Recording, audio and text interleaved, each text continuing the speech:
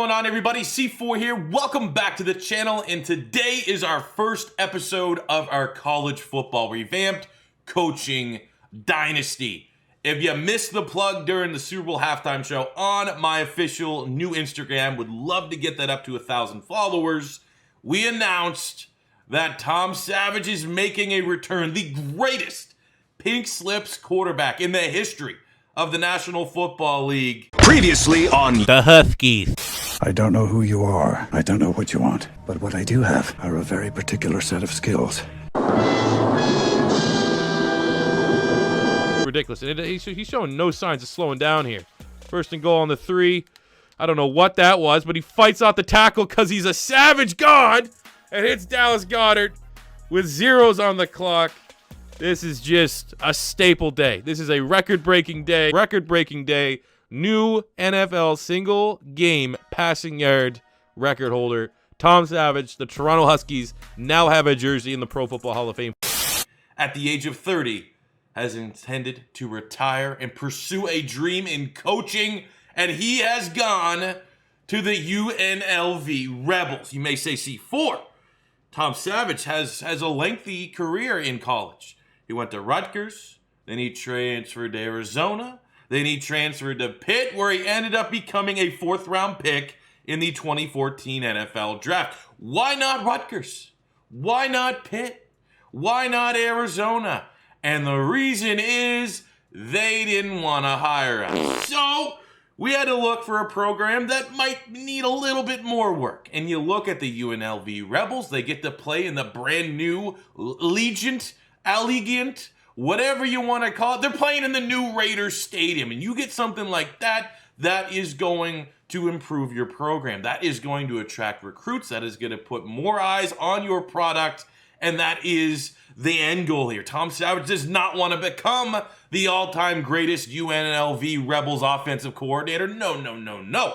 Tom Savage wants to become one of the greatest head coaches that has ever existed. And luckily and thankfully for him, head coach Marcus Arroyo has decided to hire Tom Savage as his offensive coordinator. And right now, I mean, looking at this, might as well work on the injury, might as well work on the stamina as we enter this as a very honest and a very respectable level 1 coach. So you may be saying to yourself, on top of all this, UNLV, that's a school you might not know about. That's a school you might not heard about. Here, we thought maybe Tom Savage would be going to a brand new school, a school that was created out of thin air and magically thrusted in to college football. But I thought, why go with something brand new and shiny that you don't know it's going to work properly when you have a perfectly good piece of shit school that needs a rebrand, that needs to find their identity, and needs to become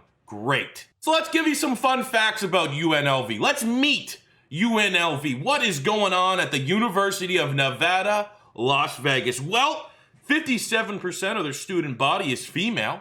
And when you're someone like Tom Savage, you're a 30-year-old millionaire going on campus, you are going to love that ratio. 57% female student body, 2 miles away from the Las Vegas Strip. Tom can get his nose in a whole lot of trouble down there. And the fact that he shares an agent with Chumlee from Pawn Stars, I'm sure that there's some behind the scenes, there's some underground shenanigans that are available. That is an awesome bonus about selecting UNLV. You look at the football greats, the all-time football greats, it is an incredibly short list. Randall Cunningham, whose number 12 jersey is the only retired number in school history. You should know about Randall Cunningham. Don't need me to run down the laundry list of accomplishments. One of the greatest dual-threat quarterbacks in NFL history. Prolific seasons with the Eagles. Prolific seasons with the Minnesota Vikings. And maybe it's only a matter of time till he gets his NFL Hall of Fame nod. We have Keenan McCardell, over 11,000 receiving yards, 63 touchdowns, and a very prolific NFL career. Most notably, the work that he did in the Jacksonville Jaguars with Mark Brunell and with Jimmy Smith. And we have Ickey Woods, the Ickey Shuffle. Remember the Ickey Shuffle? All 0 people that were watching this, that were alive back then. Remember? And then you look at the rest of their actual alumni. Gaffrieri. Flavor Town. I don't know what he is for sure. He's a cook or something like that. He's a cook and has a TV show. We have Smoke Show's Gina Carano, Tommy Lahren, and UFC ring girl Ariane Celeste, law-abiding citizen Suge Knight, and the 2005 Foxwoods World Turkey Eating Champion Mickey Sudo. Now, the reason why we start with the football greats and then with the alumni is that the football program in UNLV is the shits. No conference titles since 1994. They last played in a bowl game 6 years ago, which they lost. The last bowl game that they won was the Las Vegas Bowl in 2000, and that's like your own bowl. Like winning that's kind of like a participation trophy.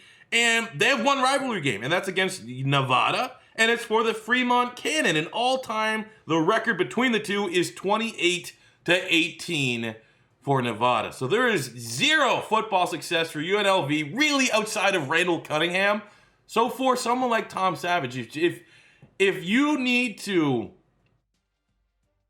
announce yourself to the collegiate ranks, starting out as an offensive coordinator, I'm sure Tom Savage, might not have got a coordinator job at Rutgers or Pitt or Arizona. Maybe he would have to start as a positional coach, quarterback coach, quality assistant, offensive analyst, something like that. Yeah, maybe that's a little bit long. But the fact that UNLV backed up the Brinks truck, that new Allegiant Stadium Brinks truck, to Tom Savage's front door to come in and run his prolific pink slips offense for the Rebels here in 2020, and for however long it takes for some bigger school to poach us away, because 100% we will secure the bag and we're going to a brand new school.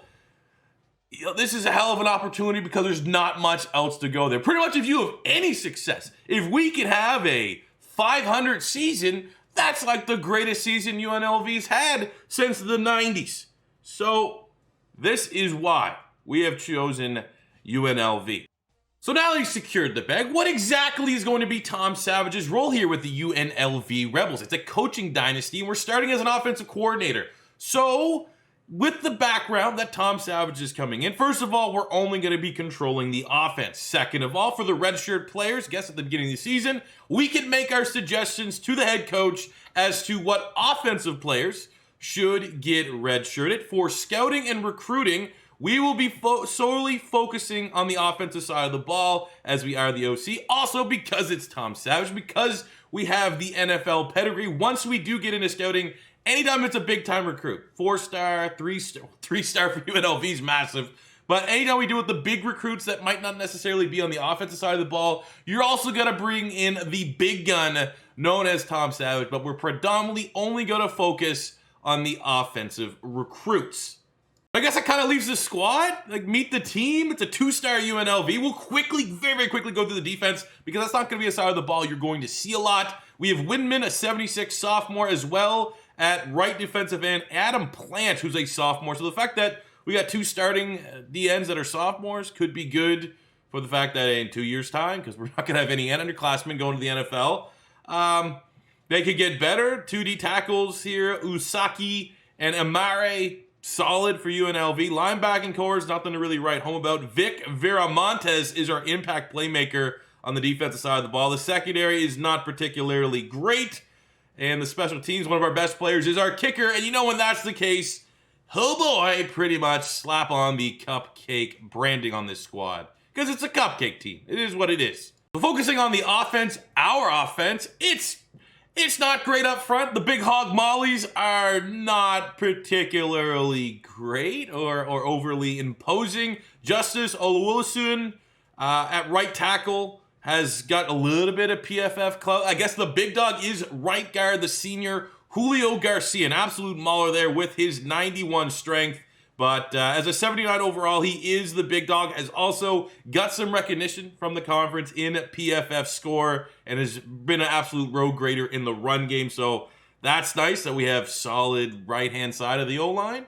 Our tight ends are unfortunately kind of nobodies. They got a little bit of athleticism there. We're going to go Noah Bean, the redshirt junior, will be our starter. But you can see below a 75, how much playmaking ability can we really expect? Tom Savage got to work some magic.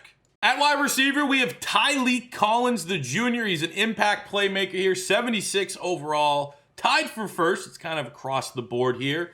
And when you look at Tylee Collins, kind of broke out as a true freshman for UNLV, the Rebels. Since then, kind of done shit all. Wide receiver 2 is Brandon Presley, the senior, who also 76 overall, not a lot of speed, but he's the old dog. He's the pit bull of the group, most likely going to Enterprise Rent-A-Car after he graduates, but a reliable set of hands.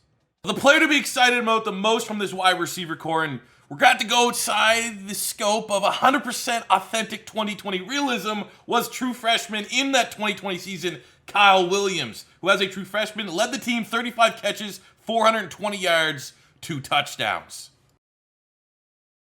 So that's the wide receiver core. I mean, the rest, we got Stevenson here, Ziel Griffin, red shirt. The fact that he's a freshman at 72 looks kind of easy. Jacob Gasser, that's a great name. Fullbacks, they are what they are. At running back, not prolific depth. Reese, freshman, is what it is. We have Chad Magmar over here, but this guy is special. Impact playmaker, Charles Williams. As you can see, senior, it's his final year. We're going to try to make it special. Charles Williams was PFF's 2019 Mountain West running back of the year with over 1,300 yards from scrimmage and 11 total touchdowns. He is going to be vital for our offense this season. And finishing with the position that we hope to have the most influence as with Tom Savage is the quarterback spot. We have Kenyon Oblad, who is one of the highest rated recruits ever to straight up commit to UNLV. He's their QB3. QB2 is Max Gilliam, who's solid, versatile, a nice hand to have back there. But QB1 is the TCU transfer,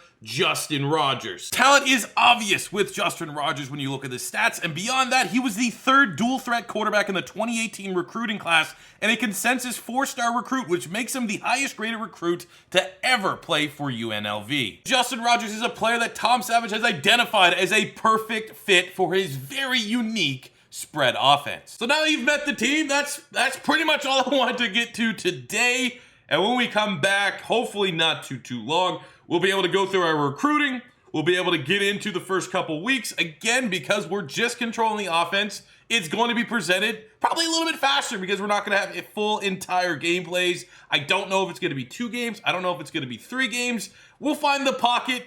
But looking ahead to the 2020 season, it's going to be tough. We kick things off against number 19 Minnesota. We have Arizona, Central Michigan, Hawaii, Nevada, the rivalry game. San Jose State's a great program. Utah State's a great program. It's a tough schedule as we try to eventually get to the Mountain West Championship game. But I like our guys, and I'm very excited to unleash the fucking and chuck it offense. If you are hyped, please smash that like button as it helps the video in the old YouTube algorithm. Subscribe if you want to see more college football revamped gameplays coming soon. We still are obviously going to have the revamped rebuilds, but you know, with the announcement of EA College Football coming in, it's now the perfect time to dip my toe back into having a solid segment of my content revolve around college football, as we now have, 2-3 years to go till we have that brand new game. And who knows where we'll be 2-3 years from now. Hopefully Tom Savage will become the second coming of Nick Saban. But thank you guys for watching. We'll be back maybe even tomorrow with the opening of this 2020 UNLV season. And I might start streaming the series. I might stream the series on my Twitch and then edit and upload the videos onto YouTube. I guess we'll leave that little bit of teaser for everyone that stuck through to the end of the video. I don't know if it's 100% feasible at this given time. I've tried series like this before, and my computer kind of starts to, even though I have a solid to pretty damn good computer, trying to stream in a high quality and record the gameplay at the same time in a high quality does put a lot of stress on my PC. I have had issues in the past, so I can't 100% guarantee I'm going to have to do some tests and stuff like that. But if there is a scenario where I can stream and record gameplay all at the same time, we'll be doing this on Twitch as well. So stay tuned. Stay posted. My Instagram's there. My Patreon's a great way to support. The Twitter is where there'll always be updates for the Rebels franchise, Dynasty, whatever you want to call it going forward. And I'll see you guys back here tomorrow. Thanks for watching, and peace out.